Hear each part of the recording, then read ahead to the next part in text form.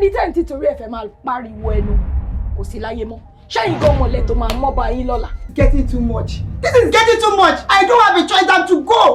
Mo ní láti rí Ìwọ láti lọ parí case. Ó ń ṣe mí.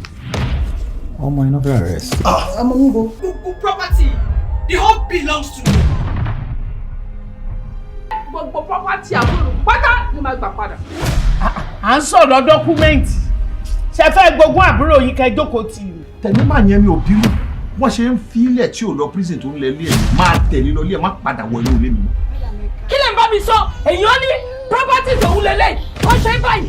Right wo ló ní láti change ẹ̀? Ìwọ ìwọ ní pàdé ìbìrì àtàsínwín. What's that all about? Ṣé bá dẹ̀ ni máa fẹ́ àbúrò yín lójú ayé máa fẹ́ lẹ́yìn yín. Sir, ma, who do I report to? Àwa ni. Gbogbo consultations tí mo ṣe, wọ́n ní kò ní sí problem kankan mọ́ ni. I say excuse me. How dare you? So tiri gbogbo yẹn tó kọ́ mi sí. Calm down. Did I just hear you say calm down? You have not seen the last of me. And the battle line has been drawn. Wàá wá ṣe é.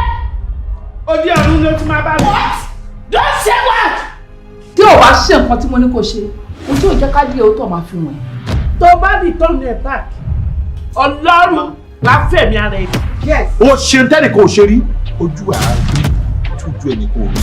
O ní dúró sọ sórí.